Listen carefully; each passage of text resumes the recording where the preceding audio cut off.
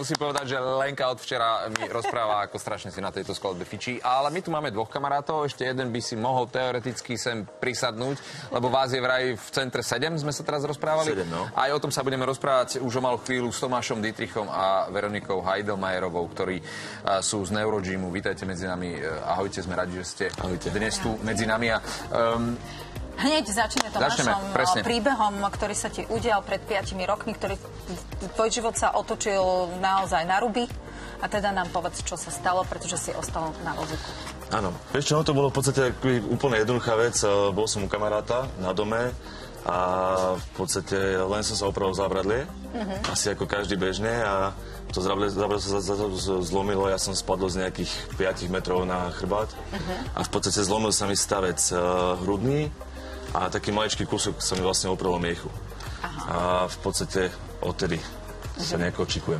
To zábradlie bolo provizorné? Alebo... Nie, normálne. Čiže klasicky ste sa bavili? Normálna vec, jasné.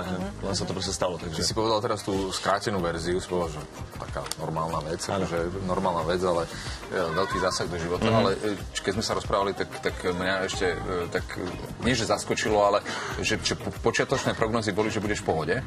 Že by to nemalo mať dopad na to, aby si bol imobilný. Hej. Že to prišlo až potom. Tak, ono to bolo také veľmi zvláštne v podstate, ale väčšinou, keď sa stane nejaký úraz, tak väčšinou už vtedy to je nejakým spôsobom dané, akoby, že čo ti je. A u mňa vlastne bolo to, že ja som až po 3 dňoch vlastne ochrnul. Hej, takže ja som mal vlastne to, že mne doktor povedal, že to na vozík nevidí. A ja som mal vtedy vlastne jediný problém ten, že som nevedel hýbať členkami. Ja som o to, že vlastne ako budem šoferovať. Vlastne ja musím šoferovať a to bol môj najväčší problém, hej. Až potom sa začali tie iné problémy trošku. A čo prišlo potom?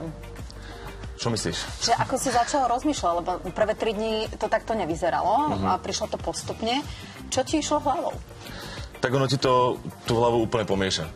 Vieš, ono je zrazu to, že zrazu je všetko úplne inak. A to je niečo, čo sa akoby veľmi dá ťažko vôbec predstaviť, lebo je to niečo, čo toto fyziologicky není v poriadku, hej, toto není pre teba normálna vec, takže zrazu sa akoby učíš všetko, že úplne na novo a všetko je zrazu úplne inak. Takže bolo to zaujímavé. Aké máš prognózy? Tak v podstate ja mám nemám preušenú miechu, takže stále akože vždy je šanca, vždy. U každého jedného je šanca. Takže u mňa sa stále snažíme, cvičíme a robíme s tým, aby sme sa teda skúsili na tie nohy postaviť naspäť. Ty si založil vlastne centrum, fyziocentrum, neurocentrum, regeneračné centrum. Toto, čo si teraz práve povedal, že je tam tá veľká šanca, že by si sa mohol zase vrátiť späť, je ten hnací motor, ktorý teba nejakým spôsobom opäť nakopol, tá vízia toho, že keď budem na tom makať, tak proste by sa to mohlo pomôcť, teda podariť. A to je aj dôvod, prečo si založil to centrum? Určite, ono to vlastne bolo to, že akoby, ja som asi ako každý, keď sa ti stane úraz, tak sa snažíš urobiť všetko preto, aby si sa dostal naspäť na nohy. A vlastne každý jeden z nás chodí po všetkých tých centrách a snaží sa skúšať, čo mu vlastne vyhovuje. A v podstate u nás to bolo také, že to nebol vôbec plán, len to nejak bolo tak, že ja som tiež prešiel x rôznych zariadení a v podstate nejak tak si navnímavaš, čo ti vyhovuje, čo ti robí dobre, čo aj ostatným ľuďom. A z toho to vlastne vzniklo, že jednoducho urobme niečo, čo vlastne tým ľuďom, všetko to, čo bolo všade dobré, v podstate dáme pod jednu strechu. A akože žiada nejaká raketová veda. Len proste, aby to vlastne fungovalo. A zišlo sa vlastne naozaj 7 týchto úžasných ľudí a spolu to nejakým spôsobom riešime, riadime. Máš 7 týchto úžasných ľudí, ešte k Veronike sa ešte dostaneme, ale celkom zaujíma taký ten impuls toho, že v podstate si začal a že si neplakal si do vankúša, nazveme to takto, že muselo ti aj pomôcť okolie, že ťa tak nejako naštartovalo. Ako to bolo? Mnohí ľudia proste začnú byť takí depresívni, nemá pre nich žiaden zmysel život. Kto ti pomáhal? Bolo to tvoja vnútorná sila alebo okolie? Tak určite okolie, rodina, všetci okolo mňa. Je to naozaj to, že asi každý jeden človek, keď sa mu to stane, tak v podstate ten prvý rok je asi najťažší. To vlastne vidíme u nás, keď nám ľudia chodia priamo po tom úraze, tak naozaj tá hlava je ešte úplne pomiešaná. A ono je to, že aj to prostredie, ktoré ty máš, v podstate aj to, kde chodíš, aj to naše centrum vlastne tak nastavené, že v podstate my sme tam všetci ako rodina. A ja som to vždycky tak chcel, aby aby sa tam tí ľudia cítili dobre. Lebo to je to, že tá hlava je vždy základ. Po tej hlave sa to celé začína. Takže to je strašne dôležité. Tak poďme na Veroniku, keď už sme ťa, Veronika, spomenuli, a ty si jedna z fyzioterapeutov, ktorí veľmi intenzívne pracujete na tom, aby ste vrátili čo najviac mobility do tiel ľudí, ktorí naozaj niečo také hľadajú. A keď to porovnáme s nejakými inými zariadeniami, tak ten váš systém a to nastavenie, to, čo Tomáš hovoril, že povybrať to najlepšie z rôznych a dať dokopy. V čom je iné teda od klasických, povedzme, zariadení? Hneď vedľa aj Kováčova, fantastické rehabilitačné centrum pre naozaj mimoriadne ťažké prípady. Mnohí ľudí tam už dali dokopy, alebo aspoň čiastočne. Čiže keby sme nejakým spôsobom... Často u nás sa stretávame s tým, aj vlastne ľudia nám to hovoria, že už to, ako sme vytvorili to prostredie, celkovo, že tam príde človek a nie je to, že príde do nemocnice, sú tam kachličky, biela podlaha, ale príde a cíti sa ako vtedy, keď ešte žil. Hej, dajme to tak. Že ešte keď žil ten svoj život a navráti sa späť do toho, trošku sa tam aj s tými inými ľuďmi stretne, takže skrz ten sociálny akože aspekt je to super pre nich, že sa dajú do toho normálu, že v podstate keby idú do normálneho fitka, tak ich tam ľudia všetci na nich kúkajú a tak podobne. Takže tu sa cítia tak, že sa tam cítia fakt ako doma.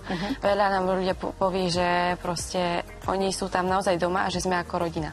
To pre nás, akože aj pre terapeutov, aj pre Tomiho, aj pre všetkých znamená strašne veľa, keď nám ľudia dávajú takú dôveru. To je asi hlavný aspekt tomu, aby aj ten pokrok bol lepší. Potom zase aj ten prístup toho je úplne iný. To cvičenie sme vytvorili tak, že skrz toho spojenia sme si vytvorili taký vlastný koncept. Nazvali sme ho, že neurofyziotréning, kde spájame prvky silového tréningu, kondičného tréningu, fyzioterapie, také ako samostatného celku, nech napravíme aj to, čo je zlé, čo sa dá. A skrz to vznikol tento koncept, ktorý sa myslíme my, aj to tak vidíme, že dosť pomáha. Takže je to taká tá rehabilitácia, ktorá ľuďom dáva ten život a na zároveň im pomáha. Tam Tomáš povedal veľmi dôležitú vec, podľa mňa jedno s druhým, samozrejme aj cvičenie, ale tam je dôležitá aj tá hlava, čiže aj rozprávate sa s klientami, ako nejakým spôsobom ich navedete ešte predtým, než idú cvičiť? Ako navedíme? Akože, ako? Že, ešte predtým, než idú cvičiť, či sa s nimi rozprávate, či im dávate nejakú silu? Ako nie, že úplne, že rozprávame, že predtým, ako prvýkrát prídu, tak jasné, že tam máme nejaké tie rozhovory, ale nie je to úplne, že ideme ich nabudzovať na to. Skôr sa im snažíme ukázať, že aj to cvičenie je cesta. Že aj tým cvičením dokážu urobiť pokroky a oni tým, že uvidia tie pokroky, zase sa budú cítiť lepšie, hej? Že zase si povedia, že dokázal som toto a oni tým nám predajú aj tým psychickým, aj tým fyzickým telom. A Tomi, ty si spomínal ten svoj príbeh a ľudia niekedy, keď často sú konfrontovaní s takými príbehmi a povedia, že taká hlúpá náhoda sa stala a takýmto spôsobom zasiahla do života niekomu. A aké prípady ti tak ešte utkveli v pamäti napríklad, že ľudia s akým príbehom prichádzajú? Je to strašne veľa, ale sú to veci, ktoré každý z nás robí úplne bežne denne. Hej, či pád zo stoličky napríklad pri obede, alebo proste, no jasne, skoky do vody, bicykle a tieto športy. Čiže toho je naozaj strašne veľa a naozaj pri úplne bežných veciach, hej, sa to človeku stane, takže tam asi nemáš niečo, že toto nerobil, lebo sa ti niečo môže stať. Naozaj to je kdekoľvek, kedykoľvek, ale naozaj väčšinou sú to také, že ako skôr tie športy, ja, takéto veci. Takže to je asi to najviac, čo keď sa stávajú nejaké takéto príhody.